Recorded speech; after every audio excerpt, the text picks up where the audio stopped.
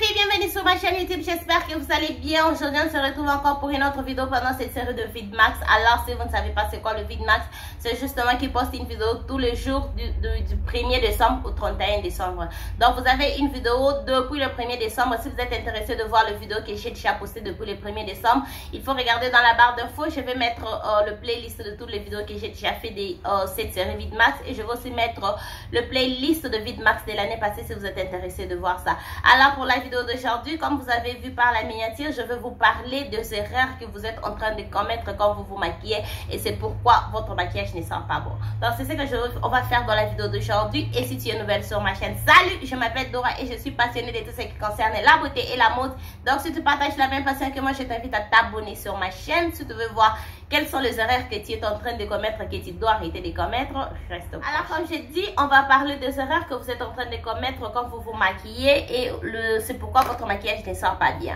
Donc la première erreur va être le maquillage avec un miroir sale. Vous savez, quand vous vous maquillez, il faut faire en sorte que votre miroir puisse être propre. Avant de vous maquiller, en tout cas, nettoyez votre miroir. Si votre miroir est sale, ça ne vous permet juste pas de voir très bien ce que vous êtes en train de faire et vous allez comprendre que à la fin, quand vous terminez votre maquillage, si vous passez devant un miroir qui est propre, vous allez juste voir de petites erreurs que vous n'avez pas vues quand vous étiez en train de vous maquiller avec votre miroir qui était sale. Donc la première des choses, en tout cas la première erreur que je demande toujours aux gens de faire, nettoyer. Il faut en tout cas vous rassurer que votre miroir est propre avant de vous maquiller.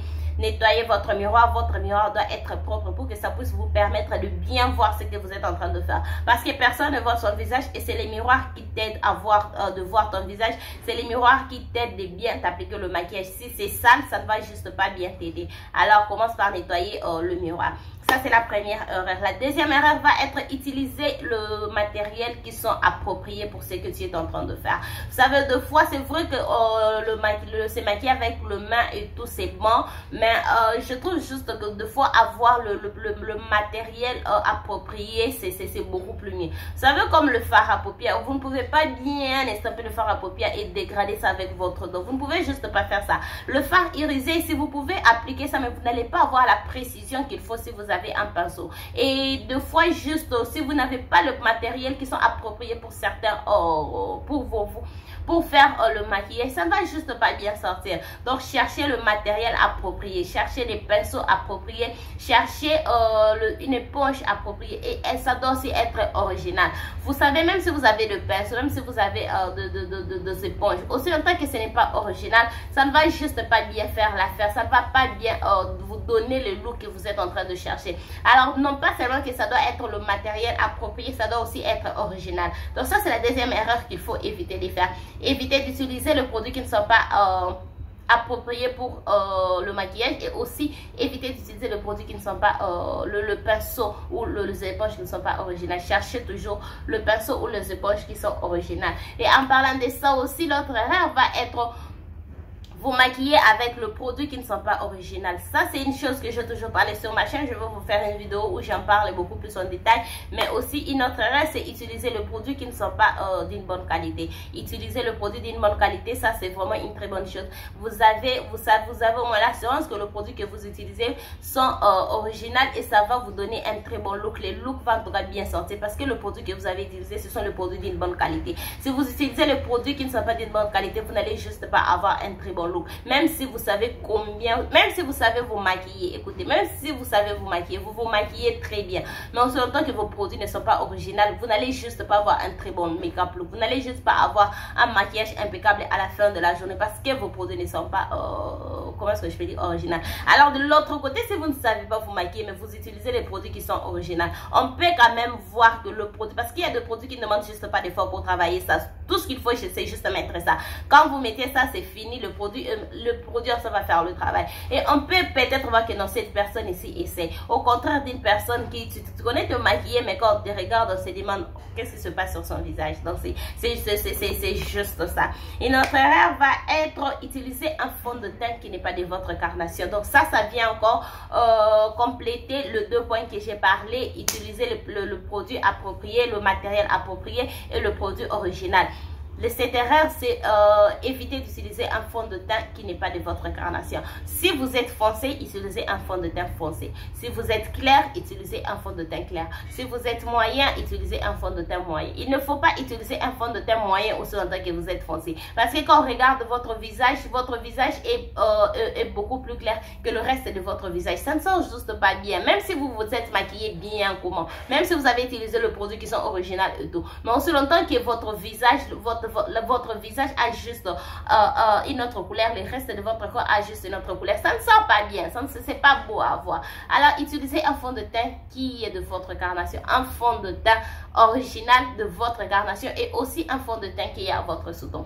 Je vous vois en tout cas la plupart du temps, vous marchez avec des fonds de teint qui ont un sous-ton gris. Je ne sais pas c'est quel genre de fond de teint vous utilisez. Moi personnellement, quand je vois ça, je me dis directement que c'est le fond de teint que la plupart d'entre vous utilisez ne sont pas originaux, parce que je ne vois juste pas un fond de teint sur le marché avec un fond de teint gris. Je vous vois vous marcher avec le fond de teint, le fond de teint qui a un sous-ton gris, et quand vous marchez avec le soleil, la transpiration, il y a ces sous-tons de fond de teint qui sort. Et quand on regarde le visage d'une personne, le visage est tellement gris. Quand je regarde le visage de certaines filles quand je marche, je me demande, mais est-ce que toi-même, tu n'as pas vu que ton visage est gris et que le fond de teint que tu utilises n'a pas un bon sous-ton? Cherchez d'utiliser un fond de teint qui a votre sous-ton. Si vous ne comprenez pas de quoi je parle par le sous-ton, je vais vous mettre la vidéo juste ici où j'explique le sous-ton. J'ai déjà fait cette vidéo où je vous explique les sous-tons. Alors, si vous êtes d'un sous-ton comment est-ce que je peux dire, un sous-ton froid, utilisez un fond de teint avec un sous-ton froid. Si vous avez un sous-ton chaud, utilisez un fond de teint avec un sous-ton chaud. Si vous n'arrivez pas à trouver un sous-ton froid et vous avez un sous-ton froid, vous n'arrivez pas à trouver un fond de teint qui a un sous-ton froid, utilisez un fond de teint qui a un sous-ton neutre. Le sous-ton est super important, et surtout avec les climats de Kinshasa, j'insiste toujours sur ça, surtout avec les climats de Kinshasa, comme j'ai appliqué mon fond de teint comme ça, plus je porte le maquillage ici, plus le sous-ton de fond de teint va ressortir. Alors, si ce n'est pas un sous-ton de ma carnation, ça va juste faire que mon visage va avoir un sous-ton rouge. Moi, j'ai un sous-ton chaud. Comment est-ce que je peux dire? J'ai un sous-ton chaud de nature. J'ai un sous-ton chaud. Alors, si j'applique un fond de teint qui a un sous-ton froid, plus je porte le maquillage ici, plus je transpire, plus le fond de teint traîne sur mon visage, ça va faire ressortir ce sous-ton froid. Et le reste de mon corps, comme je l'ai dit avec le teint, le reste de mon corps va avoir un sous-ton chaud et mon visage a un sous-ton froid. Et c'est pas beau à voir. C'est juste pas beau. Il faut éviter ça. Donc, comme je dis, si vous n'avez pas trouvé un fond de teint qui a votre sous-ton, utilisez le sous-ton neutre. C'est beaucoup plus facile et c'est accessible à tout le monde. Moi, quand je ne trouve pas le fond de teint de ma carnation, j'utilise le fond de teint qui a un sous-ton chaud. Si j'ai un fond de teint qui n'est pas de ma carnation, je vais faire en sorte que je puisse combiner ça avec l'anti-cerne, le bronzer, le contouring de ma carnation, de mon sous-ton, pour que ça ne puisse pas ressortir au courant de la journée. Donc, c'est juste ça. La prochaine erreur.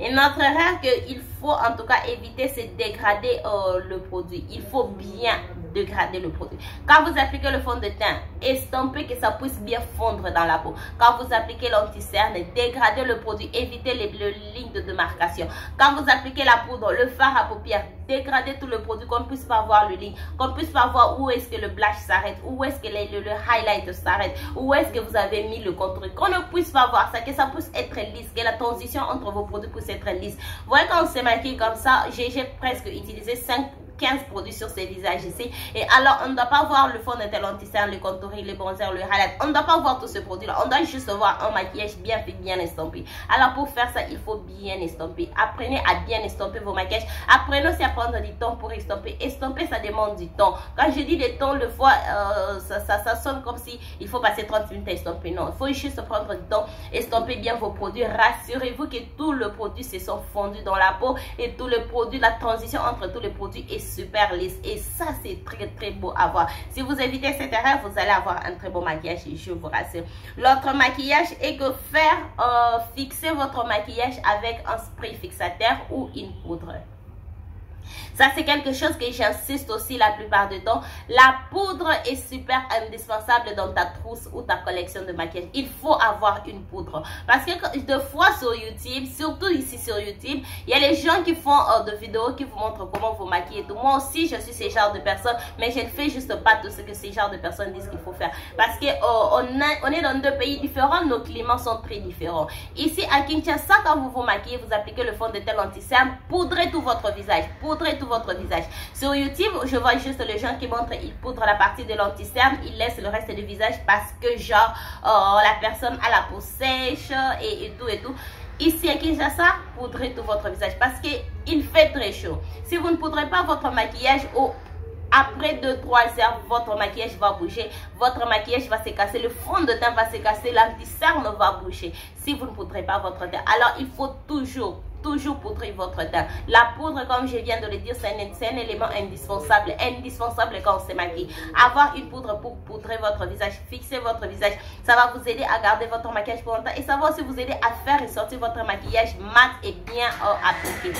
Donc, la poudre est vraiment indispensable. L'autre produit encore, c'est les sprays fixateurs. Les sprays fixateurs aussi aident à garder votre maquillage. Comment est-ce que je peux dire, ça lock votre maquillage que ça ne puisse pas bouger. Quand vous appliquez les sprays fixateurs, comme là j'ai mis, ça dépend aussi des sprays fixateurs que vous utilisez. Le spray fixateur de chez Maybelline ici, qu'on va à Galaxy sur 24 ou à GG Marthe Kitamo, les sprays fixateurs ici gardent votre maquillage pour 16 heures. C'était que ça garde votre maquillage pour 16 heures. Donc ça va retenir votre maquillage que ça ne bouge pas pendant 16 heures. Est-ce que c'est vrai? J'ai jamais essayé pour 16 heures. Mais pour 12 heures, oui.